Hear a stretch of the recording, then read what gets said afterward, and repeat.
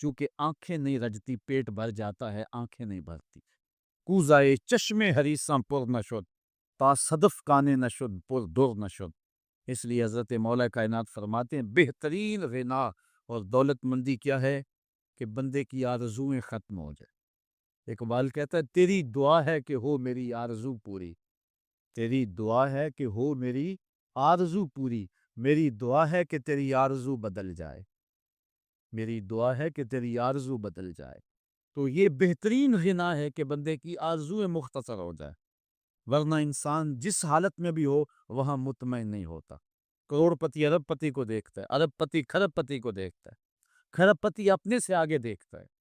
اس لیے جب آرزویں مختصر ہوں گی تو بندہ جس حالت میں بھی ہوگا راضی ہوگا، اور بندہ اپنی حالت پہ راضی ہو جائے تو یہ اللہ کی رضا کا سبب ہے۔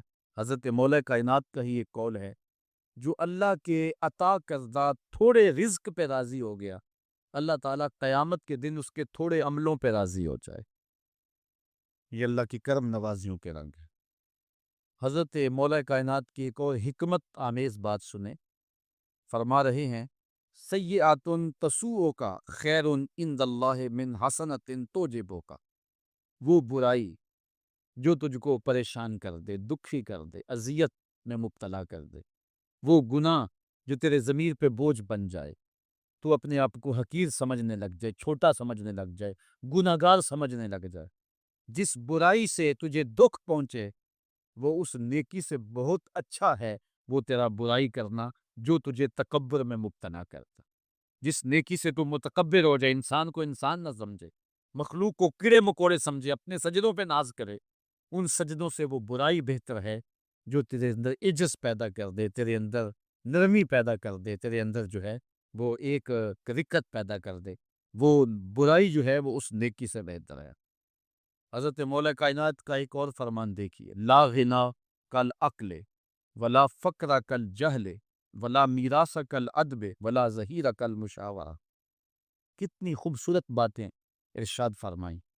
فرمایا عقل جیسی دولت کوئی نہیں، عقل جیسی دولت کوئی نہیں ہے، اور جہالت جیسی غربت کوئی نہیں۔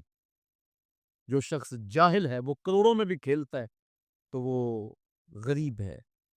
اللہ نے عقل کا چراغ دیا ہے تو اس کے پاس دولت نہیں بھی ہے تو عقل بہت بڑی دولت۔ تیسری بات، ولا میراث کل ادب، اور ادب جیسی وراثت کوئی نہیں۔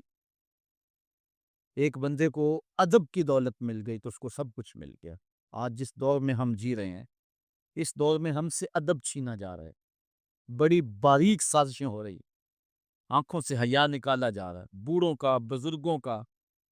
یہ ماہ رمضان کا کتنا حیا ہوا کرتا تھا، اگر کوئی بدقسمتی سے روزہ نہیں رکھتا تھا تو وہ سامنے کبھی کھاتا ہی نہیں تھا، اسے رمضان کا حیا مارتا تھا۔ لیکن آج لوگ کھلے بندوں نہیں کھا رہے، حیا ہی اڑ گیا آنکھوں سے۔ اس طرح اہل بیت کا حیا آنکھوں سے نکل گیا، اصحاب رسول کا حیا آنکھوں سے نکل گیا، نبی کا حیا لوگوں کی آنکھوں میں نہیں رہا۔ بے ادبی کو فروغ ہے، اور نبی کے بارے میں ایسی ڈٹائی سے بات کرتے ہیں جس طرح عام آدمی ہو گئے۔ یہ بے حیائی کا اور بے ادبی کا دور ہے، جبکہ ادب ایک بہترین وراثت ہے۔ اگر آپ مجھے پوچھیں کہ دین کیا ہے، ایک تو ہے کہ 3 گھنٹے کا واز کیا جائے کہ دین یہ ہے، اور ایک ہے کہ 2 لفظوں کے اندر بتایا جائے دین کیا ہے۔ تو اگر 2 لفظوں میں بتانا چاہوں تو اقبال کا لہجہ اداس لینا پڑے گا۔ اقبال کہتا ہے دی سراپا سوختن اندر طلب، انتہائش عشق آغازش ادب۔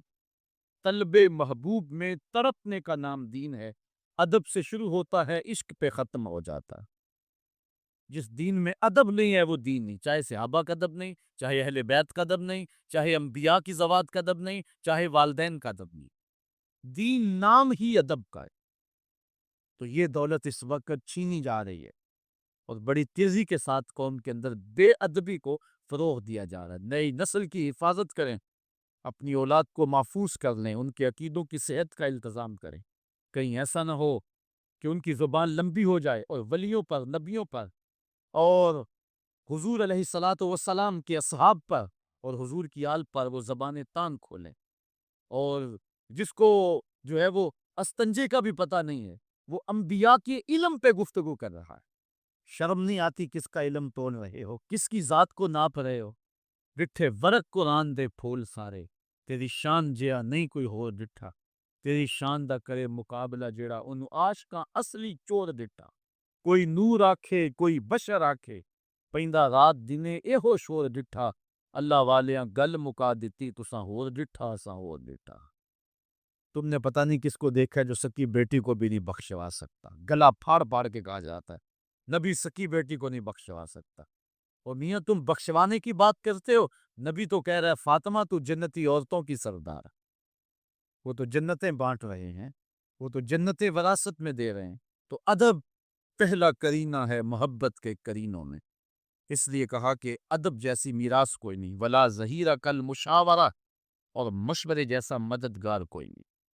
آپ کے پاس بڑے اسلحے ہیں، بڑی تلواریں ہیں، بڑے تعلقات ہیں لوگوں کے ساتھ، لیکن اچھا مشورہ یہ سب سے اچھا مددگار ہے آپ کا۔ حضرت مولا کائنات کا ایک اور قول سنیے، نفس المرء خطاہ الی اجلہ، آپ فرماتے ہیں کہ آدمی کی یہ جو سانسیں نکل رہی ہیں یہ موت کی طرف اٹھتے ہوئے قدم ہے۔ دوسری سانس تب آتی ہے جب پہلی ختم ہو جاتی، تو پہلی سانس کی موت، دوسری سانس کی زندگی۔ وہ کیا کسی نے کہا زندگی نام ہے مر مر کے جیے جانے کا، یہ ایک بار ہم ایک سانس کو کاٹتے ہیں تو دوسری سانس آتی ہے، جب تک پہلی سانس موجود ہے دوسری نہیں آئے گی۔ تو حضرت مولا کائنات فرماتے ہیں یہ موت کی طرف اٹھتے ہوئے قدم ہے۔ آپ رکے ہوں اشارے پہ تو ہمارے یہ پنڈی بائی پاس پہ جو اشارے لگے ہیں یہ 125 سے بھی چلتے ہیں، 125 سے پیچھے آ رہے ہیں، 20 سے 25 سے 50 سے 100 سے 125 سے پیچھے آ رہے ہیں۔ حضرت مولا کائنات فرماتے ہیں جو چیز شمار کی جاتی ہو وہ بالآخر ختم ہو جاتا، تو گنتی جب الٹی چلتی ہے تو بہت جلد کام زیرو پہ آ جاتا ہے، اور زیرو پہ پہنچنا ہی موت ہے۔ تو زندگی کی یہ سانسیں یہ الٹی چل رہی ہیں، اور میں اور آپ لمحہ لمحہ موت کے قریب ہو رہے ہیں۔ ہم جو ہے وہ اپنی زندگی کی سالگرہ منا رہے ہیں، ہم کہتے ہیں کہ ہم اتنے بڑے ہو گئے، میاں بڑے نہیں ہوئے، چھوٹے ہو گئے، موت بالکل قریب آ گئی ہے۔ اللہ اکبر۔ حضرت مولا کائنات معیشت کے اصول بھی بیان کر رہے ہیں، ما اعلیٰ من اقتصد، جو میانہ روی سے چلتا ہے کبھی بھی کنگال نہیں ہوتا۔ اب ہر شخص کی آرزو ہے کہ میری دولت بڑھ جائے، میرے پاس پیسے کافی ہوں، میں آسودہ زندگی گزاروں۔ اس کا طریقہ کیا ہے؟ جھوٹی قسمیں، چالاکی، 2 نمبر مال بیچنا، ٹیکس چوری کرنا، بجلی چوری کرنا، گیس چوری کرنا، کیا طریقہ ہے پیسے بچانے کا؟ مولا کائنات سے پوچھیے، مولا علی سے پوچھیے۔ مولا علی فرماتے استنزل الرزق بالصدقہ، صدقہ دیتے جاؤ رزق بڑھتا چلا جائے، جو کماتے جاؤ اس میں کچھ حصہ رکھ لو اللہ کی راہ میں، صدقہ دیتے جاؤ گے تمہارا رزق بڑھتا چلا جائے گا۔ اچھا حضرت مولا کائنات کا ایک اور قول دیکھیے اور اس کا حسن دیکھیے، من ظن بک خیرن فصدق ظنہ، جو تیرے بارے میں اچھا گمان کرے تو اس کے گمان کو سچائی کر دے۔ تو وہ نہیں ہے جو کوئی تیرے بارے میں گمان کر رہا ہے، لوگ تجھے اچھا سمجھتے تو اچھا نہیں ہے، تو اچھا بن جا تاکہ لوگوں کا گمان ٹھیک ہو جائے۔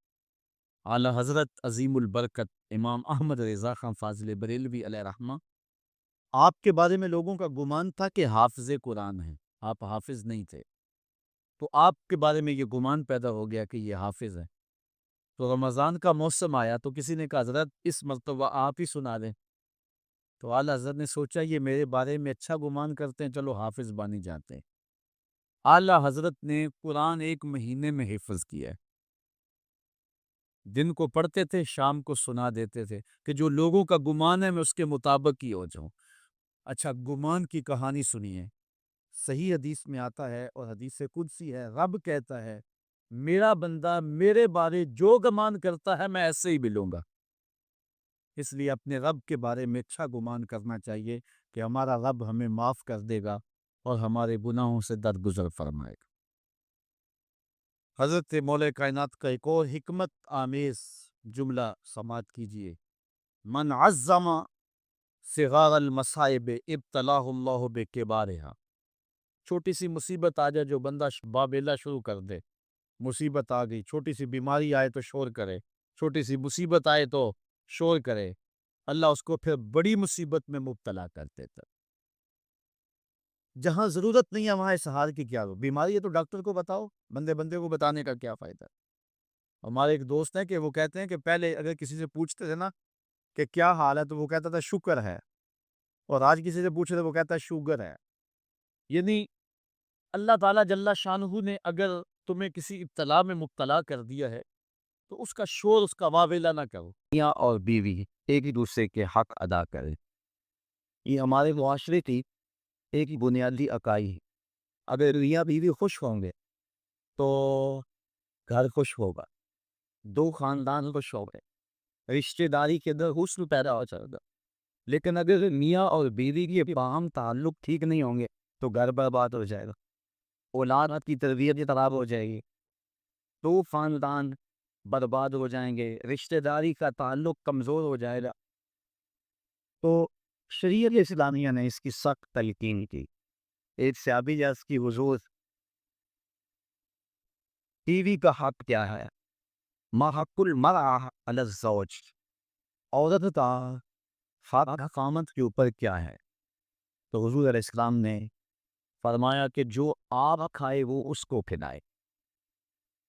یہ نہیں ہے کہ میاں اور بیوی کے کھانے میں اور ان کی غذا میں فرق ہو، جس طرح کا کھانا خود کھائے اس طرح کا اپنی بیوی کو کھلائے۔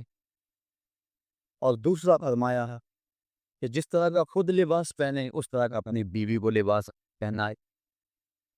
تیسرا حق حضور علیہ السلام نے یہ بیان فرمایا کہ تو اس کے چہرے پہ نہ مارے ہے، گھر میں سو شکر رنجی ہو جاتی ہے، بلا یضرب بالوجہ، چہرے پہ نہ مارے۔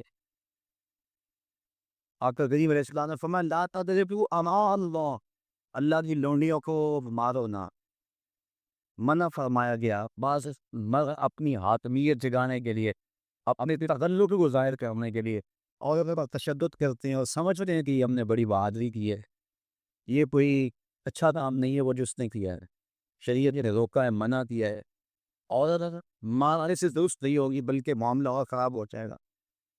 عورت کے بارے میں حضور نے ارشاد فرمایا یہ ٹیڑھی پسری سے پیدا کی گئی ہے، اگر اس کو بالکل سیدھا رہنا چاہو گے تو یہ ٹوٹ جائے گا، اور اگر تم جو ہے وہ کوشش نہیں کرو گے تو ٹیڑھی کی ٹیڑھی رہے گی۔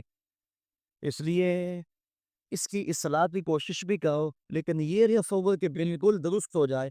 عورت کی کچھ چیزیں عورت کا حسن ہے۔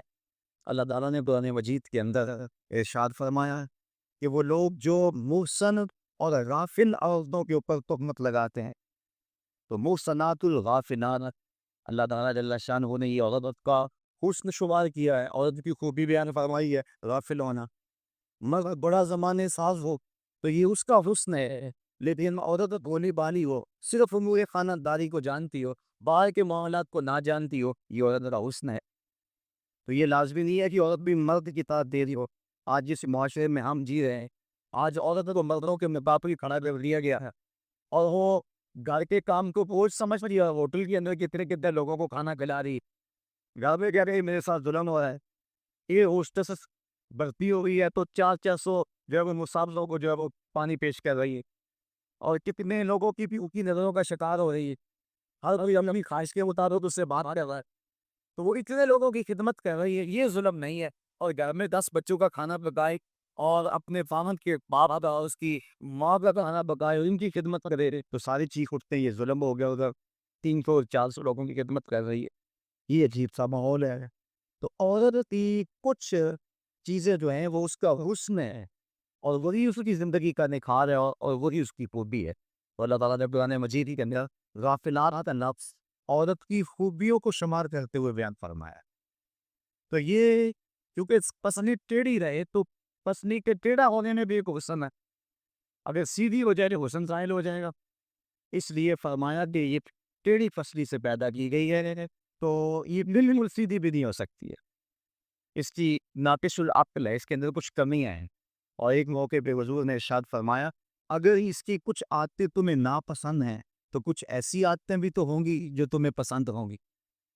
یہ ساری عادتیں دیکھو نا، مجموعی طور پہ دیکھنا ہے، وہ تمہاری کتنی خدمت کر رہی ہے، ماں باپ کو چھوڑ کے آئی ہے، بہن بھائیوں کو چھوڑ کے آئی ہے، تم سے پہلے اٹھتی ہے، تمہارے بعد سوتی ہے، اور کبھی کبھار ایسا ہوتا ہے کہ میاں بیوی اکٹھے کہیں گئے ہوتے ہیں، تو راستے کے اندر دونوں آ رہے ہیں، بچہ بیوی نے اٹھایا ہوا ہے جبکہ طاقتور مرد ہے، اور پھر جب واپس گھر پہنچتے ہیں تو خاوند کہتا ہے کہ جلدی جلدی پانی بناؤ، اور وہ کبھی برف توڑ رہی ہے، کبھی چینی ملا کے پانی تیار کر رہی ہے، اور پھر سب سے پہلے خامد کو دیتی ہے، بچتا ہے تو خود پیتی ہے، کمزور بھی پی رہی ہے، دونوں ایک جگہ کی دھوپ میں چل کے آئے ہیں، بچہ بھی بیوی نے اٹھایا ہوا تھا، اور آج یہ خامد بیوی کو کہہ رہا ہے کہ یہ کام تو کر، لیکن پھر بھی اس کی زبان میں شکوہ نہیں آتا، اس کو کہتا تم پانی تیار کرو، پانی پیتا کہتا ہے کھانا پکاؤ، اس گھر میں پھر بیوی باورچی خانے میں چلی جاتی، کھانا پکا کے آدھے گھنٹے کے بعد پھر مرد کے سامنے رکھتی ہے، وہ کھاتا ہے، کھا کے پھر کہتا ہے تانے دباؤ، اور شکوانی کرتی کہ عجیب بات ہے تیرے ساتھ میں بھی اسی طرح تکی ہوں، میں نے بچہ بھی اٹھایا ہوا تھا، میں نے پھر پانی تیار کیا، اب کھانا سب گھر میں بنایا، یہ اس کی اچھی عادت ہے۔ تو فرمایا اگر تم اس کی کچھ عادتوں کو دیکھ کر پریشان ہوتے ہو تو کچھ اس کی عادتیں ایسی بھی تو ہوں گی جو تمہیں پسند ہوں گی۔ اگر یہ تم سوچ لیا جاؤ تو میاں بیوی کے در محبت کا رشتہ مستقل ہوگا، کمزور نہیں ہوگا۔ بلکہ ایک انگریزی نے لکھا، وہ کہتا ہے کہ کوئی شے بھی جو ہے اس پہ کوئی نہ کوئی فائدے ضرور ہوتے ہیں۔ وہ مثال دیتا ہے، وہ کہتا ہے جو گھڑی بند پڑی ہے نا، ایک دن میں 2 مرتبہ وہ بھی سچ بولتی ہے۔ مثال کے طور پر کوئی گھڑی بند ہوگی 12 بجے ہے، تو جب دن کے 12 بجے ہیں اس وقت گھڑی سچ بول رہی ہوتی ہے، رات کو جب 12 بجے تو گھڑی سچ بول رہی ہوتی ہے۔ کہتا ہے جو کہ خراب گھڑی ہے وہ بھی دن میں 2 مرتبہ سچ بولتی ہے۔ تو اگر کسی شخص کی خرابیاں تمہیں نظر آئے تو اس کی کوئی خوبی بھی ڈھونڈ لیا کر۔ مکھی کی طرح نہیں کہ سارے بدن کو چھوڑ کر جہاں زخم ہو وہاں ہی بیٹھنا ہوتا ہے، جہاں خوشبو ہو وہاں بھی تو جاؤ۔ اس لیے فرمایا حضور علیہ السلام نے دیجیے خاندانوں کو جوڑنے کا اور میاں بیوی کے اندر باہم محبت پیدا کرنے کا یہ کتنا حکمت بھرا جملہ ہے، یہ جوامع الکلم سے ہے یہ جملہ، اور کتنا حسن ہے اس جملے کے اندر۔ فرمایا اگر اس کی کوئی بات تمہیں ناپسند ہے تو کوئی اس کی ایسی بات بھی تو ہوگی جو تمہیں پسند ہے، اور تم اس کو دیکھ لو۔ بلکہ صوفیہ فرماتے ہیں اگر خوبی دیکھنے کا شوق ہو تو کسی اور میں دیکھو، اور برائی دیکھنے کا شوق آئے تو اپنے اندر دیکھ۔ اگر انسان اپنی زندگی کے اندر یہ رویہ بنا لے تو زندگی میں حسن آ جاتا ہے، لیکن ہمارا جو عمومی رویہ ہے ہم برائیاں اوروں میں دے لیتے ہیں اور خوبیاں ساری اپنے اندر دیکھتے ہیں۔ وہ کیا کسی نے کہا تھا کہ کسی کی طرف انگلی اٹھانے والا ذرا غور تو کرے کہ باقی انگلیاں اس کی اپنی طرف اٹھ رہی ہیں، تو ذرا تدبر تو کرے، ذرا اور لوگ کرے۔ اس لیے فرمایا اگر اس کی کوئی عادت تمہیں ناپسند ہے، ناگوار ہے، تو کوئی اس کی ایسی عادت بھی ہوگی کہ جو تجھے پسند ہوگی، اس عادت کو دیکھ کر کے تم اس کے ساتھ محبت کر سکتے ہو۔ اور آقا کریم نے یہ بھی فرمایا خیرکم خیرکم لأہلہ وأنا خیرکم لأہلی، تم میں سے بہتر وہ ہے جو اپنے اہل خانہ کے ساتھ بہتر ہے، اور فرمایا تم میں سے سب سے بہتر میں ہوں جو اپنے اہل خانہ کے ساتھ بہتر ہوں۔ حضور اپنے اہل خانہ کے ساتھ جو اس نے سلوک کیا ہے تاریخ اس پہ گواہ ہے۔ جب آقا کریم کا وصال ہوا 9 بیویاں اس وقت حضور کے نکاح میں تھی، اور آقا کریم علیہ السلام کی ایک بیوی کو بھی حضور پہ شکایت نہیں تھی، جبکہ اتنی کثرت سے ازواج ہوں تو اس وقت شکایت کا پیدا ہو جانا لازم ہے، لیکن اس انداز کے ساتھ حضور نے اس نے سلوک کیا ان کے ساتھ، ان کے درمیان عدل قائم فرمایا، اور ان کے ساتھ محبت جو حضور کی تھی وہ مثال ہے ایک حضرت سیدہ طیبہ طاہرہ حضرت خدیجہ الکبریٰ رضی اللہ تعالی عنہا کا جب آخری وقت آیا تو انہوں نے اپنی بیٹی حضرت فاطمہ الزہرا رضی اللہ تعالی عنہا کو بھیجا، کہا جاؤ ہمیں باپ سے چادر مانگ لاؤ۔ تو سیدہ فاطمہ حاضر ہوئی، عرض کی امی چادر مانگ رہی ہیں، تو حضور علیہ السلام نے فرمایا بیٹا اپنی وہاں سے پوچھو نا چادر کیا کرنی ہے۔ تو حضرت خدیجہ الکبریٰ رضی اللہ تعالی عنہا کی خدمت میں پوچھنے کے لیے حضرت فاطمہ واپس آ رہی ہیں، تو حضرت نبی رحمت صلی اللہ علیہ وسلم کے پیچھے آ گئے۔ حضرت خدیجہ سخت بیمار، عرض کی حضور اس وقت جو میری حالت ہے آپ دیکھ رہے ہیں، مجھے لگتا ہے کہ یہ میرا آخری وقت آ گیا ہے، میں نے چادر اس لیے مانگی ہے کہ اس چادر سے مجھے کفن دیا جائے۔ اب سنو حضور نے کیا جواب دیا۔ آقا کریم کی آنکھوں میں آنسو آ گئے اور فرمایا خدیجہ تو نے تو چادر مانگی ہے، لو اردت جلدی لا آتیتک، اگر تو میری جلد بھی مانگتی میں وہ بھی اتار کے دے دیتا۔ یہ ہے محبت بیوی کے ساتھ، یہ ہے پیار کا رشتہ۔ حضرت اوپر المومنین سیدہ عائشہ صدیقہ رضی اللہ تعالی عنہا فرماتی ہے، حضور ان کا سلوت سے حضرت خدیجہ کا تذکرہ کرتے تھے۔ ایک دن مجھ سے نہ رہا گیا، میں نے کہا حضور آپ اس بوڑھی عورت کا تذکرہ نہیں چھوڑتے؟ تو حضور نے فرمایا عائشہ مجھے خدیجہ کے بارے تکلیف ہی نہ دو، جب پورے مکے نے میرا انکار کیا تھا اس نے میرا اقرار کیا تھا۔ حضرت عائشہ صدیقہ رضی اللہ تعالیٰ عنہ فرماتی ہیں، ایک دن حضور بقیع سے واپس آ رہے تھے، میرے سر میں سخت درد ہو رہا تھا، حضور تشریف لائے نے، تو میں نے کہا اللہ سا ہائے میرا سر گیا، تو حضور علیہ السلام نے کہا بآنا یا عائشہ، عائشہ یہ تیرے سر میں درد نہیں، یہ تو میرے سر میں درد ہو رہا ہے۔ یہ بیوی کے ساتھ محبت کا انداز ہے جو حضور نے اختیار فرمایا۔ یہ ایسا پیار ہے، یہ ایسی غور تو کریں۔ حضرت سودا رضی اللہ تعالی عنہ حضور ان کے ہاں تشریف فرما تھے۔ حضرت عائشہ صدیقہ رضی اللہ تعالی عنہ نے کچھ پکایا، میٹھی چیز تیار کی، جی میں آیا حضور کو دوں، آقا کریم حضرت سودا رضی اللہ تعالی عنہ کے ہاں تھے، انہوں نے وہ شے اٹھائی اور حضرت سودا کے حجرے میں چلے گئے، وہ چیز رکھی، کھانا شروع کیا، حضور بھی تناول کر رہے، حضرت عائشہ رضی اللہ تعالیٰ عنہ بھی تناول کر رہی، لیکن حضرت سودا نہیں دے رہی۔ ان کے دل میں یہ بات آ گئی کہ میری باری تھی اور یہ کھانا تیار کر کے ادھر لے آئی، اس لیے وہ نہیں کھا رہے۔ تو حضرت عائشہ صدیقہ رضی اللہ تعالیٰ عنہا نے اس حلوے یا اس کھیر سے انگلی کے ساتھ تھوڑی سی چیز لگائی، حضرت سودا کے رخسار پہ مل دی۔ اب حضرت سودا نے عرض کی حضور یہ دیکھو انہوں نے کیا کیا ہے، تو آقا کریم نے فرمایا نیکی کی جزا دیکھی اور برائی کی جزا برائی، ایسا کرو کہ تم بھی بدلہ لے لو۔ تو حضرت سودا نے انگلی لگائی اور حضرت عائشہ صدیقہ رضی اللہ تعالیٰ عنہا کے چہرے پہ لگاتے، اب ان کے چہرے پہ بھی وہ حلوہ یا وہ کھیر وغیرہ لگی ہے، ان کے چہرے پہ بھی لگی ہوئی ہے، باہر دروازے سے دستک ہونے لگے، دروازے پر کسی نے دستک کرے دی۔ اب حضور تشریف لے گئے، دیکھا تو حضرت عمر فاروق کھڑے تھے، ابھی غالباً حجاب کی آیتیں نہیں اتری تھی، تو حضور جلدی جلدی آئے، فرمایا منہ دھو لو عمر آ رہے ہیں۔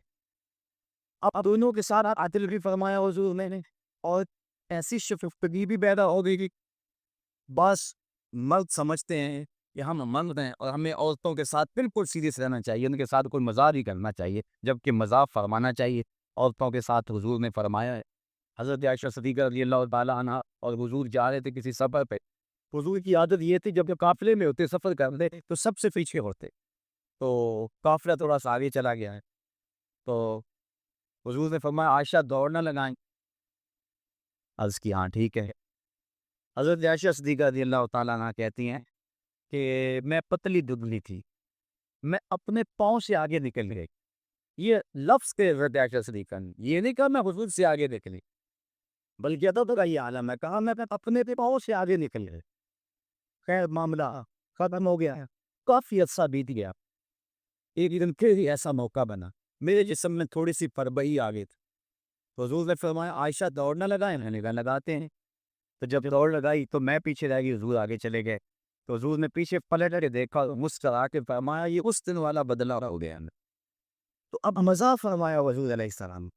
اور حضرت عائشہ صدیقہ رضی اللہ تعالیٰ عنہ فرماتی ہیں کہ اللہ کے محبوب علیہ السلام مجھے حمیرہ کا ایک پکارا رہے تھے، یہ محبت کا آنند تھا، تو عورت کے ساتھ اس نے سلوک کرنے کا درس دیا گیا ہے، تو فرمایا اس کو مارو نہ، ولا یغضب، اور اس کو گالی نہ دو، عورت کو گالی گلوچ کرنا یہ کوئی اچھی عادت نہیں ہے، کسی کو گالی دیں آپ یا مجھے کوئی گالی دے تو میرے دل میں جو ہے وہ زخم لگے گا اس گالی، وہ کیا رسی عربی شاعر نے کہا ہے تلوار کے زخم میں وہ مٹ جاتے ہیں لیکن جو زبان کے زخم میں وہ نہیں مٹتے، کسی کا آنا ہوا بھول ختم نہیں ہوتا، اب کسی کو کوئی بات دے دے تو ساری زندگی وہ زخم نہیں مٹتا، تو جن میاں بیوی دے اکٹھے رہنا ہو ساری زندگی اور وہ خامد گالیاں دے تو بیوی کے دل میں کتنی نفرت پیدا ہو جائے گی، یہ آئلی زندگی کا سسٹم تباہ ہوگا یا نہیں ہوگا، اس لیے حضور نے فرمایا کہ چوتھا حق یہ ہے کہ وہ گالی نہ دے،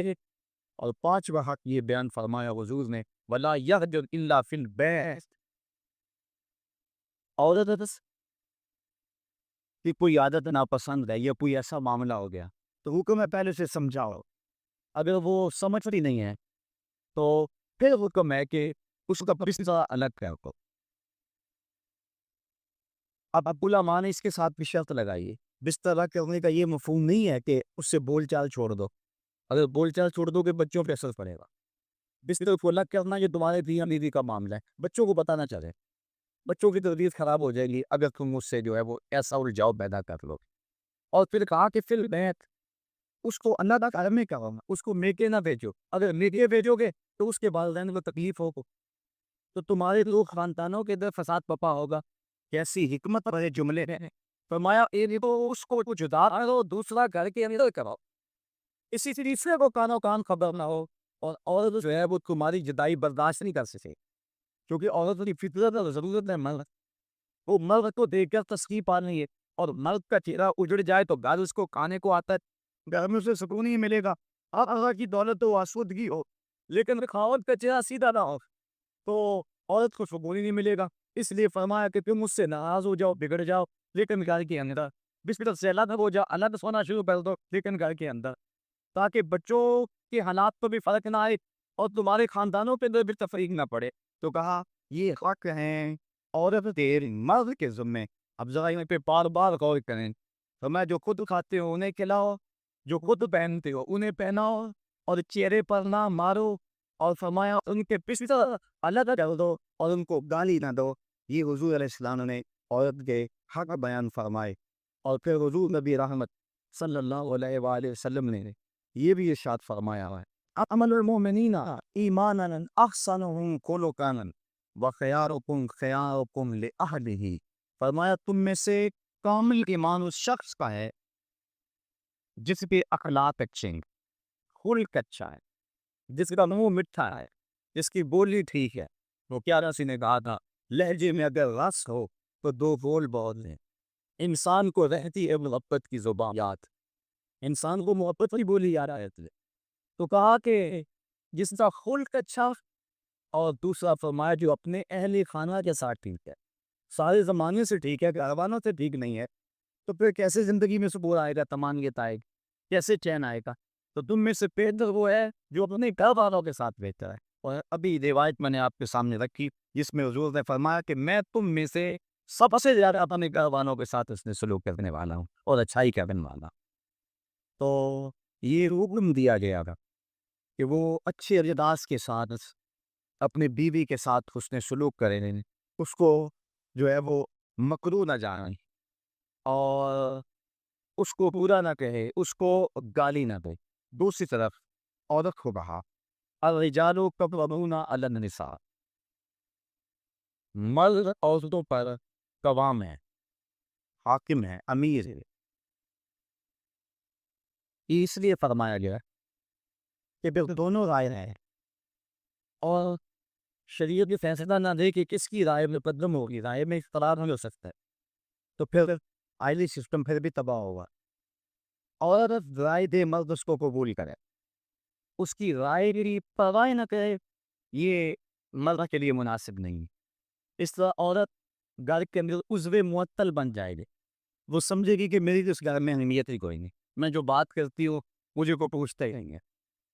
عورت بندہ اپنی مرضی بھی کر رہی ہے، عورت کی رائے لے رہے، جب کسی کی رائے لیتے ہو آپ کسی معاملے میں تو اس کی عزت افزائی ہوتی، تو اس لیے عورت کے ساتھ مشاورت کریں، اس کی بات کو اہمیت کریں، اگر اس کی بات قابل قبول نہیں ہے تو اچھی انداز سے اس کو سمجھائیں، لیکن فرض کرو کہ رائے مختلف ہو گئی ہیں تو رائے کس کی کو ترجیح ہوگی؟ مرد کی رائے کو ترجیح ہوگی۔ جس طرح کہ میں نے حقوق والدین کو عنوان سے عرض دیا تھا کہ ماں کچھ اور کہہ رہی ہے، باپ کچھ اور کہہ رہا ہے، اب تیسری بات ہم مانیں گے ماں کی یا باپ کی؟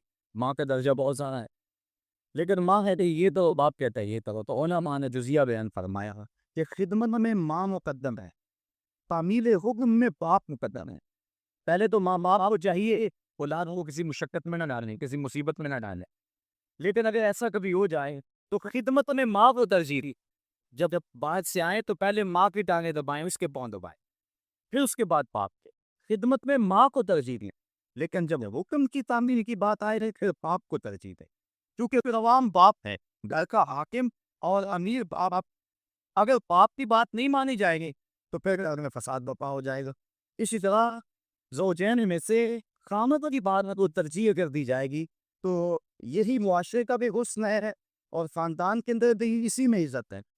اگر خامد کچھ اور کہہ رہا ہے، بیوی کچھ اور کہتی ہے، بات بیوی کی مان لی جائے تو گھر میں تو مصیبت بن دے گی. خامد کو کوسنے دیں گی، اس کی بہنیں بھی، اس کے بھائی بھی، اس کی ماں بھی کہے گی، باپ بھی کہے گی بیوی کے پیچھے لگ گیا. لیکن اگر بیوی خامد کے پیچھے لگ جائے تو یہ بیوی کے لیے حسن ہے. مرد کا بیوی کی اطاعت کرنا یہ مرد کے لیے حسن نہیں ہے، لیکن بیوی کا مرد کے پیچھے لگ جانا اور اس کی بات کو مان لینا یہ جو ہے وہ حسن ہے بیوی کے لیے، اور یہ اس کی اطاعت کے زمرے میں آتا ہے. تو مرد حاکم بنایا گیا ہے، لیکن حاکم کا یہ مطلب بھی مرد نہ سمجھے کہ وہ جب چاہے عورت کو مارنا شروع کر دے، اس کو غلام سمجھے اور اس کی اہمیت ہی نہ سمجھے، بلکہ عورت کو برابر و شاوت میں شریک رکھے. جس طرح مرد عورت پہ ناراض ہو جاتا ہے، عورت کو بھی حق ہے کہ وہ مرد پہ ناراض ہو جائے کسی معاملے میں. اور جس طرح عورت مرد کو مناتی ہے، مرد بھی اپنی بیوی کو منا سکتا ہے، راضی کر سکتا ہے. اس میں کوئی حرج نہیں ہے، چونکہ گھر میں شکنجی ہو سکتی ہے. بخاری شریف میں روایت موجود ہے، حضور نبی رحمت صلی اللہ علیہ وسلم نے ارشاد فرمایا، عائشہ جب تم ناراض ہوتے ہو مجھے پتہ چل جاتا ہے. عرض کی حضور کیسے؟ فرمایا جب تم راضی ہوتی ہو، اس وقت کوئی بات ہو تو قسم اٹھاتی تو کہتی ہو رب محمد، مجھے محمد کے رب کی قسم. اور جب تم ناراض ہوتی ہو اور کوئی بات ہو تو قسم اٹھاتی ہو تو کہہ رہی ہو رب ابراہیم، مجھے ابراہیم کے رب کی قسم ہے. تو مجھے پتا چل جاتا ہے کہ اب ناراض ہو، اب تم راضی. جب حضرت عائشہ صدیقہ رضی اللہ تعالیٰ عنہا نے یہ بات سنی تو کہا ما اقدر الا اسمک، حضور میں صرف آپ کا نام ہی چھوڑتی ہوں، دل میں تو آپ ہی ہوتے، دل میں تو آپ ہی کے ڈیرے ہیں اور آپ ہی کے بسیرے. تو یہ اسلام نے ہمیں کیسا روشن راستہ دیا، اور حضور کی سیرت اور حضور کا عمل ہمارے سامنے. تو میاں بیوی کے اندر تو عام شفقت ہو سکتی ہے، تو اس کے اندر جو ہے ایک پتی ناراض ہو گیا تو دوسرا راضی کر لے، دوسرا ناراض ہو گیا تو پہلا راضی کر لے. کس قدر گھر میں حسن آ جائے گا، جب گھر حسین ہوگا تو سارا معاشرہ حسین ہو جائے گا. لیکن اگر یہ جو بنیادی اکائی ہے اس میں حسن نہ ہوا تو باقی حسن کیسے ہو سکتا ہے؟ تو حاکم ہے مرد، اور جس طرح عورت کے کچھ حقوق ہیں، مرد کے بھی کچھ حقوق ہیں. حضور علیہ السلام نے ارشاد فرمایا لا یحل للمرأة ان تصوم وزوجها شاهد الا باذنه ولا تأذن في بيته الا باذنه. فرمایا عورت کو یہ حق نہیں پہنچتا کہ وہ روزے رکھے جب کہ خامد گھر میں ہو. نفلی روزہ رکھنا اگر عورت کو ہو تو وہ خامد سے پوچھ کے رکھے گئے. خامد کی اجازت اور اذن کے بغیر عورت روزہ بھی نہیں رکھ سکتی، کیونکہ خامد کی رضا کا حاصل کرنا عورت کے لیے بہتر نفلی عبادت ہے. اس لیے اگر خامد راضی نہیں ہے تو روزہ نہ رکھ کے راضی ہے رکھ لے. اور فرمایا حضور علیہ السلام نے دوسری بات یہ ہے کہ وہ اس کے گھر میں جس کو وہ ناپسند کرتا ہے اس کو آنے نہ دے، اذن نہ دے. اور ایک حدیث کے اندر یہ لفظ ہیں کہ حضور علیہ السلام نے ارشاد فرمایا کہ وہ خاوند کے بستر کو روندنے نہ دے. یعنی خاوند جیسے بستر پہ بیٹھتا ہے، سوتا ہے، آرام کرتا ہے، اس بستر پہ کسی کو نہ چڑھنے دے. اور اس پر حضرت ام حبیبہ رضی اللہ تعالی عنہا کا عمل ہمارے سامنے ہے. یہ ابو سفیان کی بیٹی ہیں، اور حضور پر حضرت ام حبیبہ ایمان لے آتی ہیں، ان کا شوہر بھی ایمان لے آتا ہے. جب ہجرت حبشہ ہوئی تو یہ دونوں میاں بیوی حبشہ کی طرف ہجرت کر گئے. کچھ عرصہ وہاں گزرا رہا. ایک دن حضرت ام حبیبہ سوئی تو خواب دیکھا ہے کہ میرے خامد کا چہرہ بدل گیا ہے، تو سخت پریشان ہوئی. صبح اٹھی تو پتہ چلا کہ خامد عیسائی ہو گیا. کسی عیسائی کے پاس بیٹھنا اٹھنا تھا تو اس نے اپنا دین بدل لیا. تو حضرت ام حبیبہ رضی اللہ تعالیٰ عنہ الگ ہو گئی. کچھ عرصے کے بعد خامد بھی فوت ہو گیا. اب وہاں پردیش میں سارے جہان کو چھوڑ کر وہاں گھر بسایا تھا تو وہاں وہ تنہا ہو گئی، تو سخت پریشان تھے. آقا کریم علیہ السلام نے حبشہ کے حکمران نجاشی کے ذریعے حضرت ام حبیبہ رضی اللہ تعالی عنہا کو پیغام نکاح بھیجا. نجاشی نے ایک لونڈی بھیجی کہ جا کے ام حبیبہ کو کہو کہ اللہ کے نبی تم سے نکاح کرنا چاہتے. اب حضرت ام حبیبہ کی زبان میں اگلی کہانی سننی. کہتی میں گھر میں بیٹھی ہوئی تھی کہ باہر دروازے پہ دستک ہوئی. میں نے دروازہ کھولا تو ایک خاتون کھڑی تھی. میں نے اس کو بٹھایا تو وہ کہنے لگی میں نجاشی کی سمت سے آئی رہی، اللہ نے محبوب صلی اللہ علیہ وسلم نے تجھے نکاح کا پیغام بھیجا ہے. کہتی ہیں یہ لمحے کے لیے تو میں حیران ہوئی اور پھر میری خوشی کی انتہا نہ رہ گئی، اور گھر کے اندر جو کچھ موجود تھا اس وقت میرے پاس، میں نے سب کچھ بطور انعام اس لونڈی کو دے دیا۔ میں نے کہا میرے مقدر کے حضور کے نکاح میں آؤں۔ پھر اللہ کے محبوب علیہ السلام نے ان سے نکاح کر لیا ہے، وہ مدینہ تشریف لے آئے ہیں۔ ابو سفیان ان کو ملنے کے لیے مدینہ پہنچے، حضور علیہ السلام کی چارپائی بچھی ہوئی تھی، تو یہ جا کے بیٹھنے لگے تو انہوں نے بستر سے بیٹھ لیا، تو ابو سفیان کہنے لگا رملہ تمہیں کیا ہو گیا ہے؟ یہ بستر میرے قابل نہیں سمجھتی ہو یا مجھے بستر کے قابل نہیں سمجھتی ہو؟ تو حضرت ام حبیبہ کہنے لگی کہ یہ بستر اللہ کے رسول کا ہے اور میں نہیں پسند کر رہی تھی اس کے اوپر کوئی مشرک بیٹھے۔ تو کہنے لگا ابو سفیان کہ تم بڑا بدل گئی ہو۔ پھر اللہ تعالیٰ نے ان کو بھی اسلام کی بہاریں عطا فرما دی۔ تو یہ حق ہے خامند اور بیوی کے اوپر کہ خامند کے بستر کے اوپر کسی کو نہ بیٹھے۔ اللہ نے محبوب علیہ السلام نے فرمایا ایوبا امراتن ماتت وزوجها عن راض دخلت الجنہ، وہ عورت جو اس حال میں مری کہ اس کا خامد اس پہ راضی تھا، فرمایا وہ عورت سیدھی جنت میں جائے گی۔ اور ایک روایت میں ایسا ہے کہ 4 شخص ایسے ہیں کہ جن کو جنت میں جانے میں کوئی رکاوٹ نہیں ہوگی۔ ان میں سے ایک وہ شخص جس نے اپنے والدین کی خدمت کی اور والدین اس پہ راضی ہوئے، دوسرا وہ شخص جس کے بال بچے زیادہ تھے، ذرائع آمدنی تھوڑے تھے، لیکن اس نے بچوں کے پیٹ میں حرام کا ایک لقمہ بھی نہیں جانے دیا۔ تیسرا وہ شخص جس نے ایسی بھی پکی توبہ کی، گناہوں کی طرف دوبارہ پلٹنا اس کے لیے اتنا ہی مشکل ہے جس کے ساتھ تھنوں سے نکلے ہوئے دودھ کو واپس کیا جائے۔ اور چوتھی وہ خاتون کہ جس نے اپنی ساری محبتیں اپنے خامد پہ نچھاور کر دی اور اس حال میں فوت ہوئی کہ اس کا خامد اس پہ راضی تھا، فرمایا ان چاروں کو جنت میں جانے سے کوئی بھی نہیں روک سکتا ہے۔ تو عورت کی جنت مرد ہے، اگر وہ مرد کو راضی کر لے گی تو جنت کی راہوں کی مسافر ہے، اور اگر وہ اپنے شوہر کو راضی نہیں کر پاتی تو اللہ کے محبوب علیہ السلام نے فرمایا میں نے کثرت کے ساتھ عورتوں کو دوزخ میں دیکھا ہے۔ عرض کی حضور کس وجہ سے؟ فرمایا ایک تو کثرت سے لعنت کرنے والی ہوتی اور دوسرا خامن کی ناشکری کرنے والا ہوتی۔ یہ دو بد خصلتیں عورت میں ایسی ہیں جو عورت کو جہنم کا ایندھن بنا دیتی ہے، ورنہ عورت جو اپنی خامن اور شوہر کے ساتھ وفا کر لیتی ہے۔ کسی بزرگ نے کہا کہ عورت نے 2 بول بولنے کے میں تیری ہیں، پھر زمانہ بدل گیا وہ نہ بدلی، اس نے وفا کی حد کر دی۔ تو وہ بزرگ کہہ رہے جس طرح عورت نے وفا کی حد کر دی، اگر بندہ نے رب سے حد کر لی ہوں وفا کی تو اللہ کتنا کرم اس کے اوپر فرمائے۔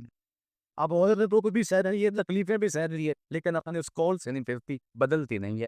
اس کی آس نہیں ہوتی ہے اس گھر میں سچ جوڑا پہن کے آئی تھی، سفید لباس لے کے نکلوں اس گھر سے، یہ اس کی آس ہوتی ہے۔ اور اسی عورت کی یہ خوش قسمتی ہے۔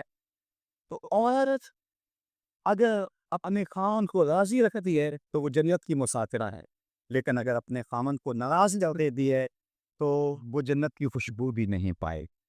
اس حال میں مرے کہ اس کا شوہر اس سے راضی ہو جائے۔ اللہ اکبر۔ اللہ نے محبوب علیہ السلام نے مردوں کو عورتوں کے ساتھ اور عورتوں کو مردوں کے ساتھ حسن سلوک کرنے کی تلقین ارشاد فرمائی ہے، اور آقا کریم نے جو آخری وصیت اپنی امت کو کی اس کے بعد حضور اسلام کا وصال ہو گیا، اس کے بعد کوئی وصیت نہیں ہے حضور کی زبان سے جو نکلی ہو۔ فرمایا لوگوں میں تمہیں 2 چیزوں کی وصیت کر رہا ہوں، ایک الصلاۃ نماز یعنی نماز کو نہ چھوڑو، اور دوسری وصیت یہ تھی کہ میں 2 کمزور کے بارے میں تمہیں اللہ سے ڈراتا، ایک غلام اور دوسری تمہاری بیویاں۔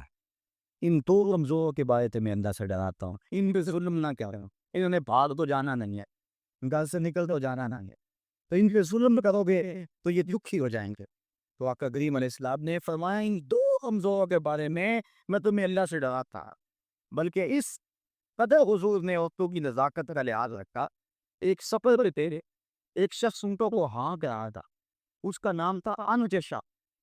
تو وہ جلدی-جلدی اونٹوں کو نا ہانکنے کی کوشش کر رہا تھا تاکہ جلدی